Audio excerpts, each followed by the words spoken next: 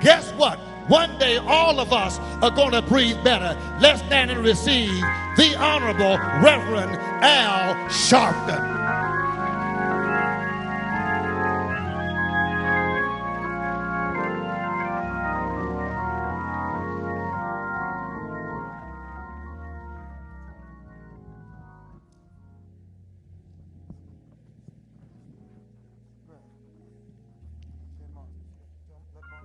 First to this family, the whole family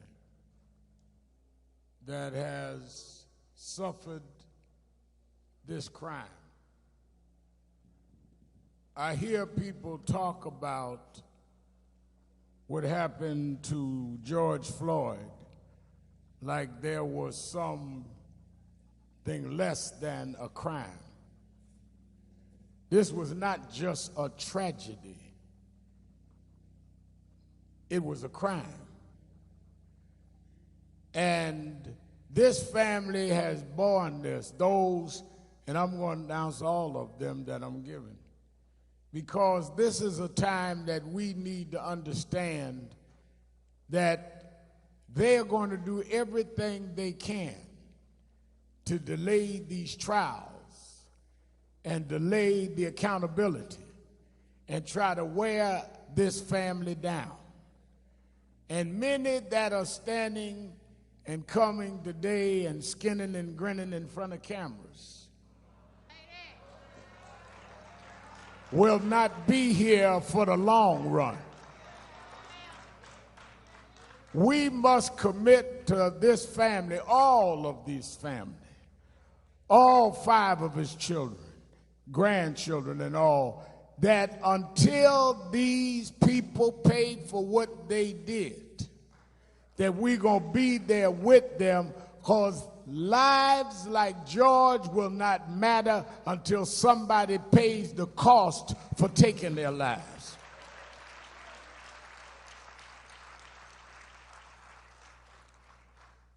We cannot just act like this is some new way of teaching sociology.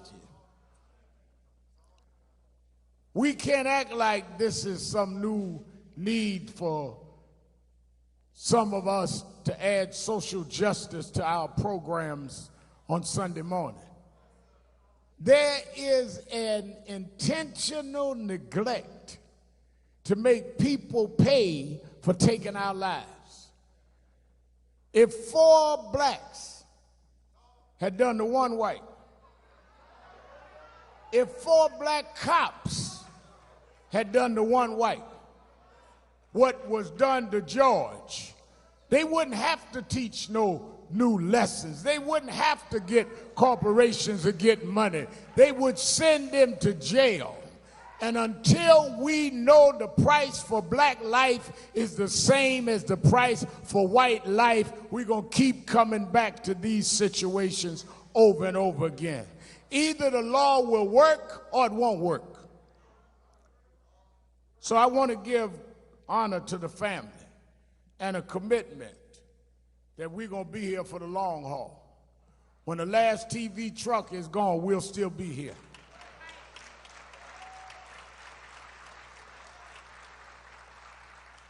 I've gotten to know some of the family over the last few days. I've seen them cry in private. I've seen them talk. I told them I grew up in a black family. I know we always don't get along. I got some cousins watching me now that better never call me. That's what families are. But I've also seen them in light moments. I'll never forget last week when the family part that was there talked with former President Obama on the phone and said, we're not asking you to come because it'll take all the Secret Service stuff and all that, but we just want to thank you and your wife for calling our name of our brother, our uncle, during the speeches you've been making. And the president made the mistake of asking, well, what is it y'all want me to do? Just tell me where I could be helpful. And Philonis said, well, two things. We want justice. And we here in Minneapolis, can you send me some food down here? Because they only had the finger food. Everything was closed up in Minneapolis. He said, I ain't on Reverend Al's diet. I want some food. So we had some light moments. I want to also say, give honor to Reverend Dr. Remus Wright and Reverend Mia Wright.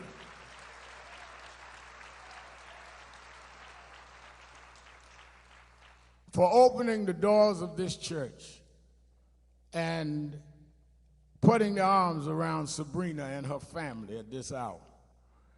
They know this is going to be controversial in some circles, yet they opened the doors anyway, not knowing what would happen, not knowing how people would behave.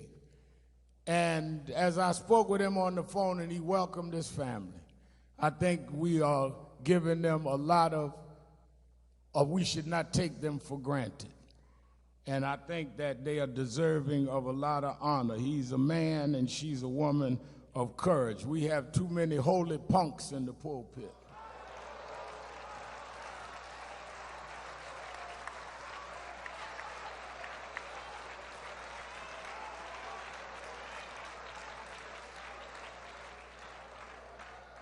Y'all do know I'm Al Sharpton. I'm going to say what I got to say. So give a hand to our pastor, Remus Wright, and Sister Mia Wright.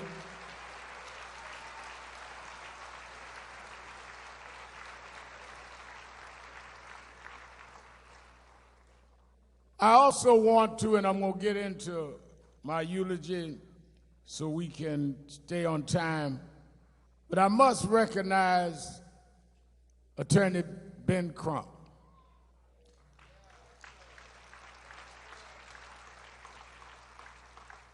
I call him Black America's Attorney General, probably because we don't feel we have one. Ben Crump has fought and stood for many cases, and he has with him a legal team, I'm sure that'll be acknowledged, that are here, Brother Stewart, Lee Merritt, and them. We should not take for granted when black lawyers take these cases like Crump has. They are targeted by their bar associations. They're targeted by people that are envious and jealous. We need civil rights lawyers that are there for civil rights, not for civil settlements.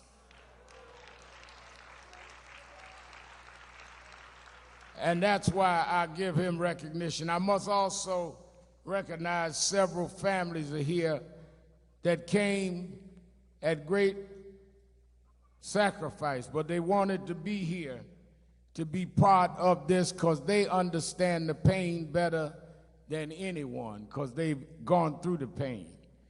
And I think that we should recognize the mother of Trayvon Martin. Will you stand? The mother of Eric Garner, will you stand? The sister of Botham Jean, will you stand?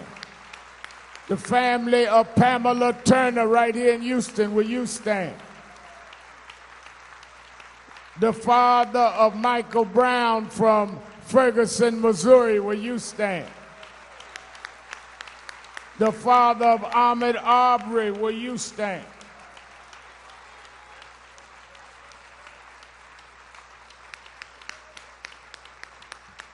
All of these families came to stand with this family because they know better than anyone else the pain they will suffer from the loss that they have gone through.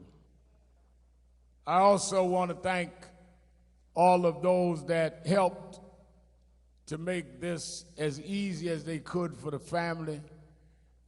Certainly we thank again our those in the financial and entertainment world that immediately jumped up and said to the family that they wanted to help and make sure that they didn't have to worry about expense. Tyler Perry and Robert Smith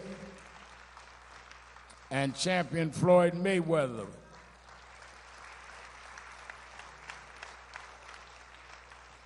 And others that have come, it means a lot because it shows the world the weight of this.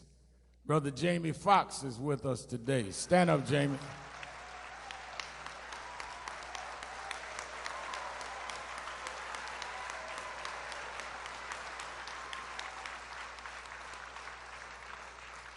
Al B. Shore is in the house today.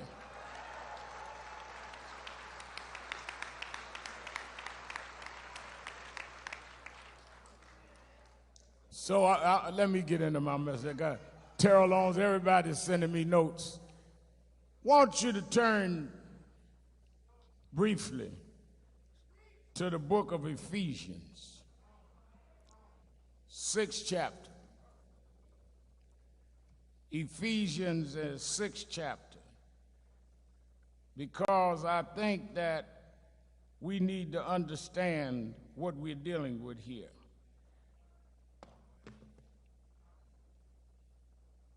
Ephesians 6 chapter, it tells the story of why I think we need to really look at the situation differently. Because it talks about, in Paul's letter to the Ephesians, okay, I'm catching up with myself. It says in his letter to the Ephesians, he says, finally be strong in the Lord and in his mighty power. Put on the full armor of God so that you can take your stand against the devil's schemes. For our struggle is not against flesh and blood, but against rulers and authorities, against the powers of the darkness, against spiritual forces of wickedness in high places. Therefore, put on the full armor of God, so when the day of evil comes, ye may be able to withstand your ground. May God add a blessing to the reading of his word. We are not fighting some disconnected incidents. We are fighting an institutional, systemic problem that has been allowed to permeate since we were brought to these shores.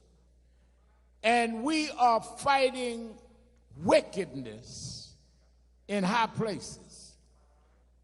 When you can put your knee on a man's neck and hold it there 8 minutes and 46 seconds, that's not even normal to a civilian, less known to a police officer.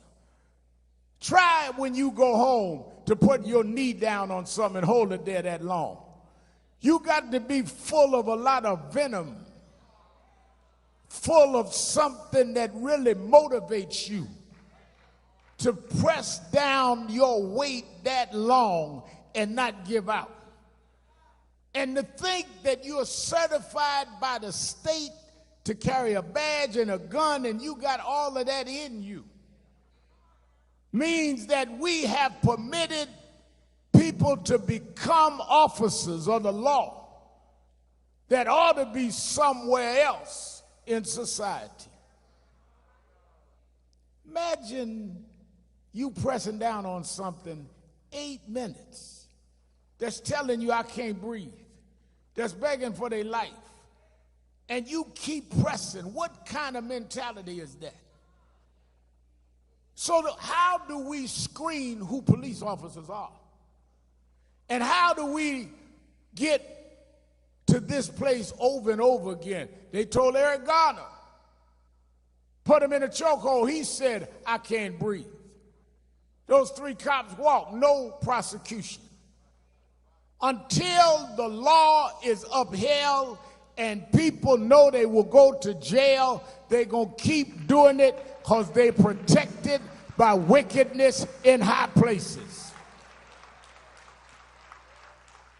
How do you prevent crime in the hood? You scare others by saying if you do that, you're going to jail. Well, how are you going to scare a bad cop if bad cops don't go to jail? How are you going to tell them that your fate is going to be bad if you go on the other side of the line when everybody else got away with it? Who taught these cops that they can do this to George was those that let the cops before this get away with this. And when they have the highest level of government that excuses it, when some kids wrongly start violence, that this family don't condone, and none of us do.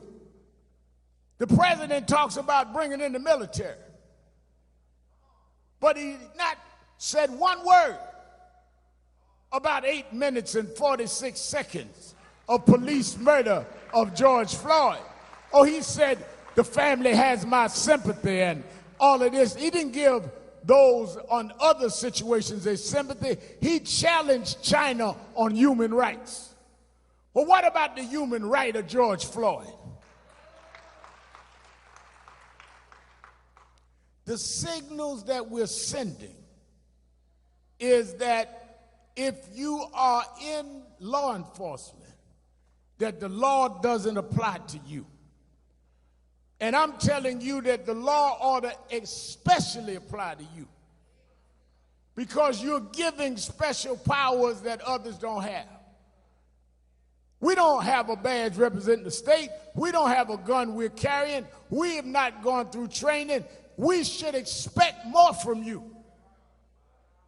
And if you break the law, you ought to be expected to pay an even higher price, because you know better and you swore not to do that.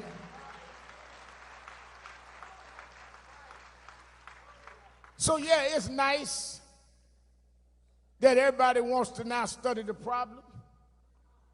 It's nice big corporations say we're going to throw money to study equal justice. But if we went out here and did that to a young white kid, you wouldn't need no study. You know what to do. And you know what to do now. Same Bible said, do justice. All this family wants is justice. Oh, it's nice to see some people change their mind. The head of the NFL said, yeah, maybe we was wrong. Football players, maybe they did have the right to peacefully protest. Well, don't apologize. Give Colin Kaepernick a job back.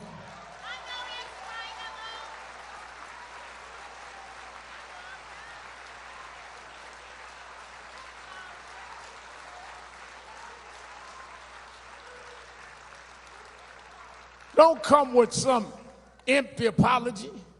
Take a man's livelihood, strip a man down of his talents, and 4 years later when the whole world is marching, all of a sudden you go and do a FaceTime talking about you sorry. Minimizing the value of our lives. You sorry? Then repay the damage you did to the career you stood down, because when Colin took a knee, he took it for the families in this building, and we don't want an apology. We want him repaired.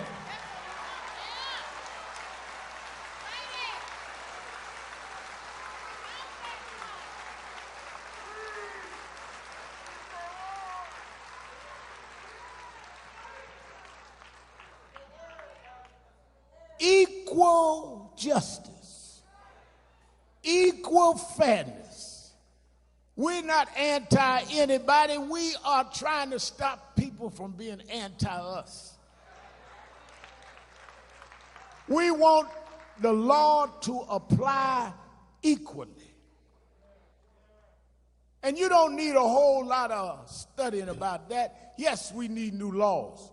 Yes, the Congress has stepped up. The Congressional Black Caucus has come. Yes, we need to close these no-knock laws. Yes, we need to stop where policemen can just say based on what they fought, they can use lethal force. Yes, we need residency requirements. All of what they propose is what we need. But we have enough right now to prosecute policemen that hold somebody down 8 minutes and 46 seconds. Man said to me, I think a lot of people are confused. I was working out. I get them to work out in the mornings. Man said to me, white fella in the place I was working out, said, Reverend Al, I see you on TV and you're always talking about race. I said, yeah. He said, but haven't we come a long way? I said, yeah, but you got to understand how far we have to go. And you got to understand how deep it is. He said, what do you mean? I said, about 8, 9 years ago, newspaper in New York did a background on my family. And they found out, Dr. Wright, that my great-grandfather was a slave in Ellenville, South Carolina.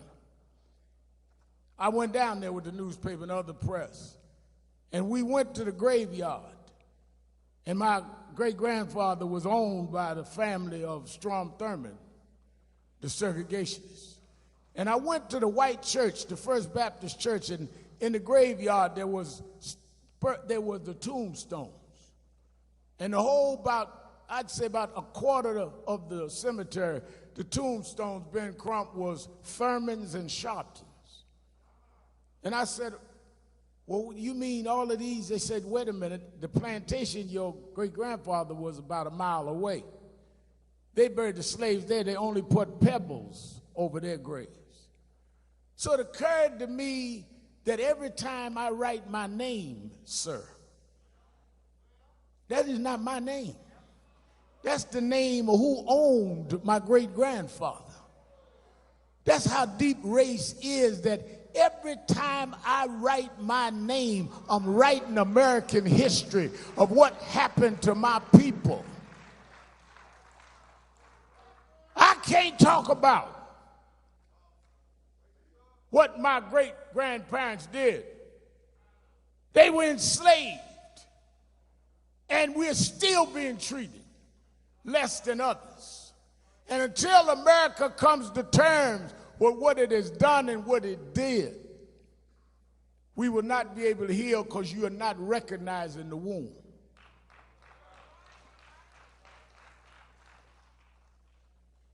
Floyd could have been anybody. But then the reaction was not anything. Because somewhere I read in the Bible that God said he would pour out his spirit among all flesh. And that's why when I heard them talking about, they never thought they'd see young whites marching like they marching now. All over the world, I've seen grandchildren of slave masters tearing down slave master statue over in England and put it in the river. I'll pour out my spirit among all flesh. I've seen whites walking past curfews saying no Black Lives Matter, no justice, no peace. I'll pour out my spirit among all flesh. You have now lived to where you've sown wickedness, and now you have to reap the wrath of those that don't want to be wicked no more. That a man sows, that shall he also reap. So we come because God in his own way, he always, one of the ministers said it right, God always uses unlikely people to do his will. If George Floyd had been an Ivy League school graduate and one of these ones with a long title, we would have been accused of reacting to his prominence. If he'd been a multimillionaire, they would have said that we were reacting to his wealth.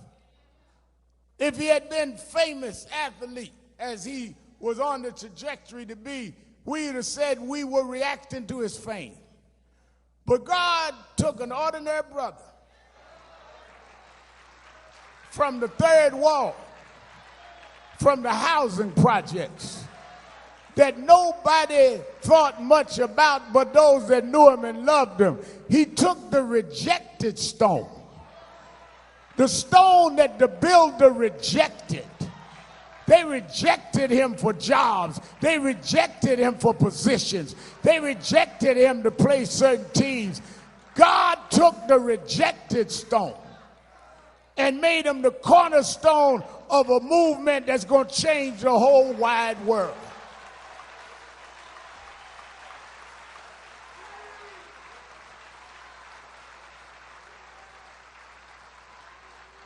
I'm glad he wasn't one of these polished bourgeois brothers, because we'd have still thought we was of no value. But George was just George. And now you have to understand, if you father any one of us, it's of value to all of us.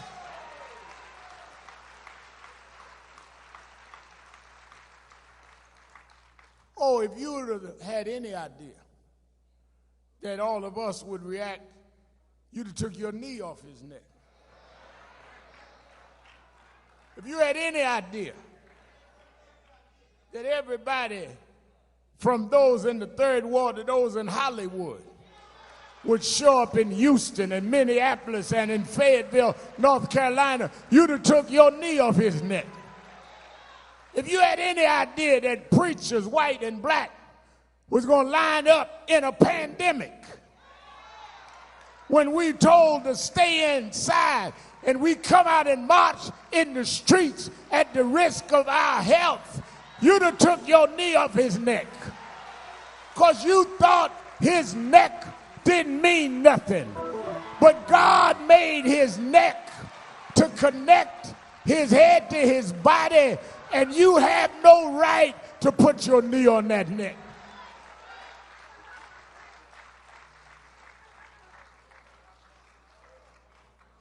Genesis 2 said that God formed man. And Jamie, they say he breathed breath, the breath of life, to make him a live human being. Which means that breath comes from God. Breath is how God gives you life. Breath is not some coincidental kind of thing that happens.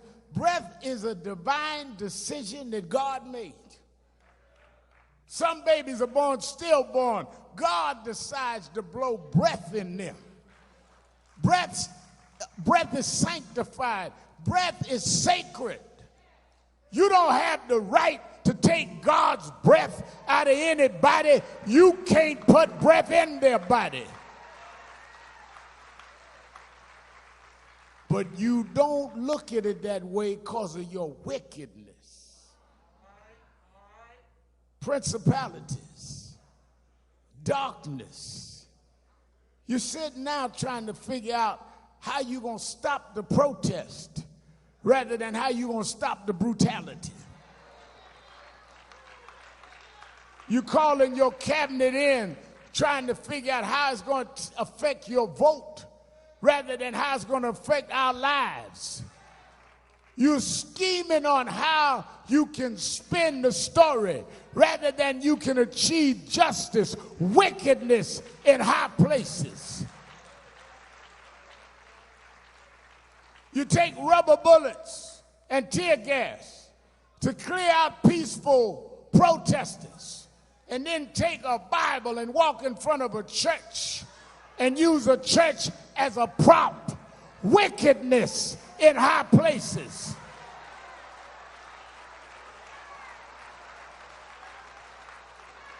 You ain't been walking across that street when the church didn't have the boards up.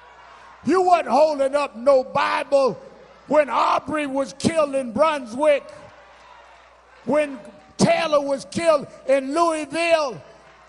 Wickedness in high places. But God got some people that'll stand up.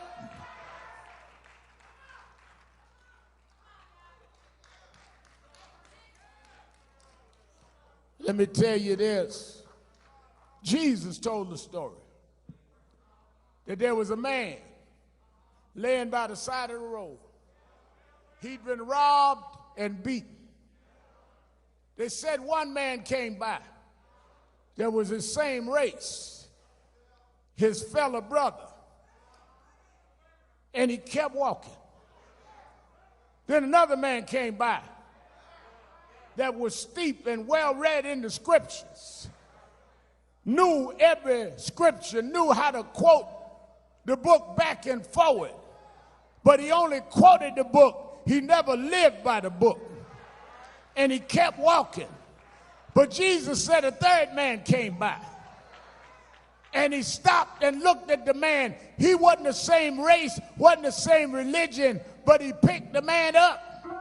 And he took care of restoring the man to his rightful being. And Jesus called him the Good Samaritan. The problem is too many of you been walking by the Eric Gardners, been walking by the Trayvon Martins, been walking by the Aubreys, been walking by, and now we stopped for George Floyd. And I'm in Houston today because I don't want nobody to call me a passerby. Jamie here because he's not a passerby. All of you are here because we're not passerbys.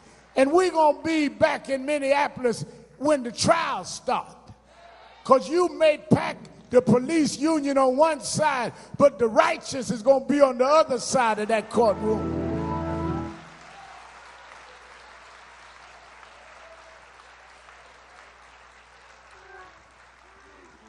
It's time that we reclaim the righteous in this country. Well, Reverend, we don't know if we got the money, we got the political power. Well, we got the vote. And we got something that we had before we had the vote. We had God on our side. That's why when they was even in slavery, they used to have church out in the slave quarters. Because they understood that if they called on God, that God would answer prayer. And the same God that brought us from chattel slavery is still on the throne.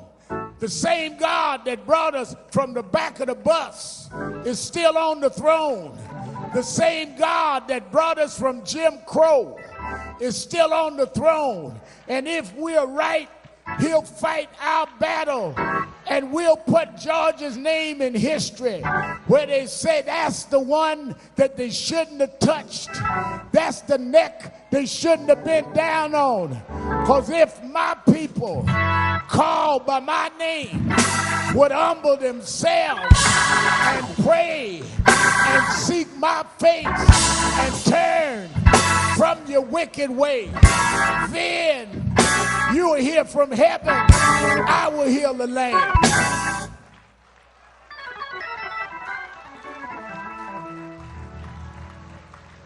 I want to say, we have said we're going to keep marching. We're going to keep protesting. August 28th, we're going to Washington by the tens of thousands. We're going to have a national march on the anniversary of I Have a Dream. Floyd family and the other families going to lead it. But I want to say this before I leave to the Floyd family. Don't ever forget in your darkest hour that be not dismayed. Whatever betide, God will take care of you. I'm in Wright's church. I can preach a little bit. beneath his wing of love abide. God will take care of you. I was like Floyd. I grew up with daddy gone. Mama had to make it with welfare checks. I used to go and shop with the food stamps. A lot of folks say that, but the way I know, Philonus, if you've been on food stamps, is I ask you what color was your food stamps. Because if you don't know the different colors, you just fronting. But I used to slip the little gray slip so my friends wouldn't know I was on food stamps. But Mama told me something I never forgot. She said, he may not be there when you want him, but he's always on time. The Lord will make a way out of no way. And I can tell you 40 years later, he walks with me. He talks with me. He tells me that I'm his own. He's been food when I was hungry. He's been watered when I was thirsty. He's my rock, my sword and shield, my wheel in the middle of the wheel. He's the lily of the valley, the bright and morning star. He woke me up this morning, started me on my way. Yes, yes, yes, yes.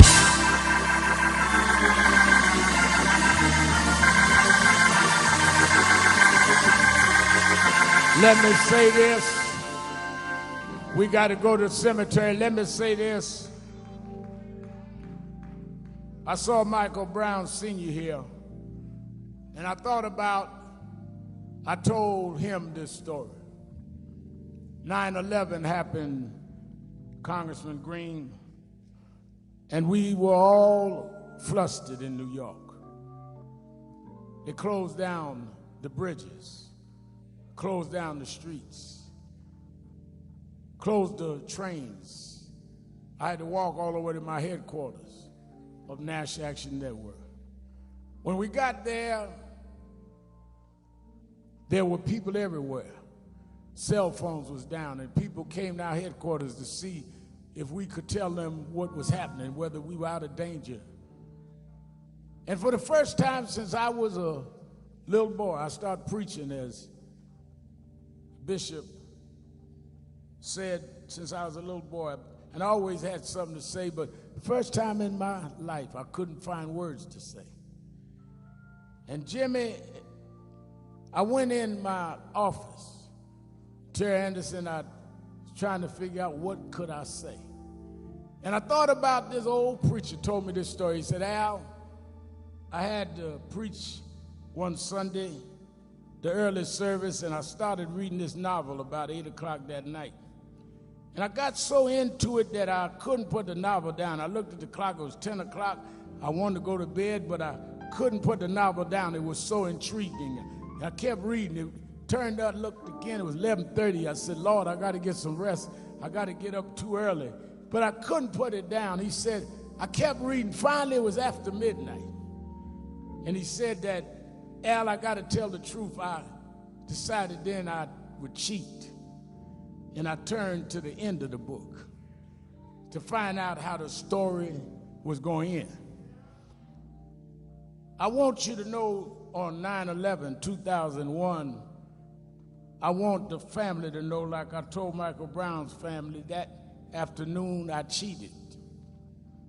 I sat in my office and I took my Bible out. And I turned to the end of the book. And I know how this story is going to end.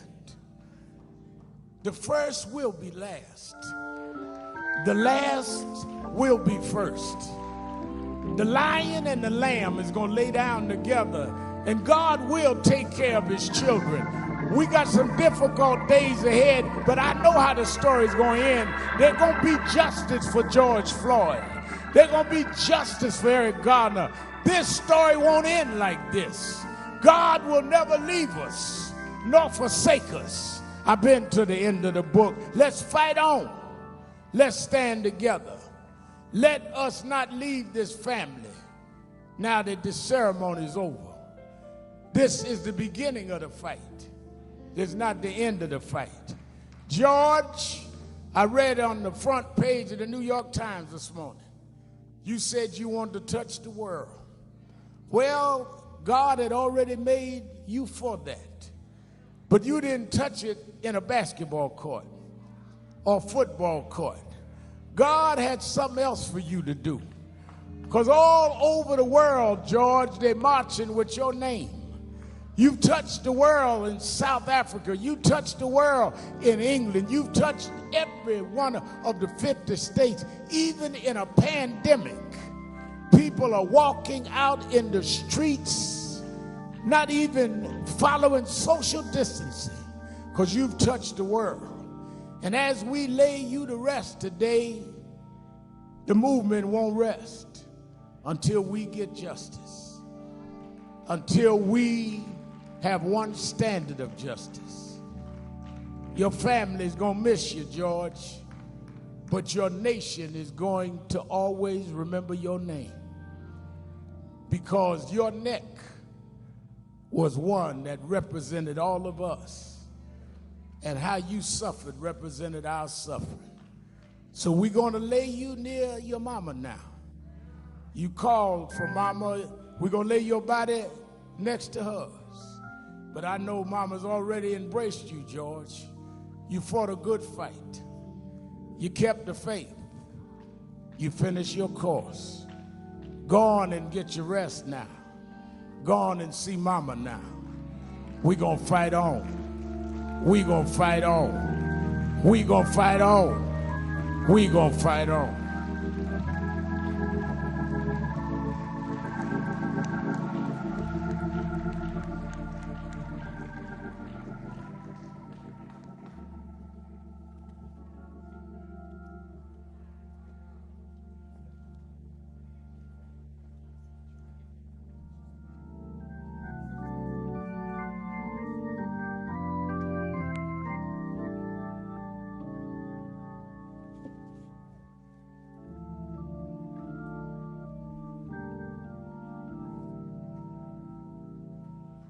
Praise the Lord. I wrote this song 20 years ago, and I never thought I'd sing it for a game changer.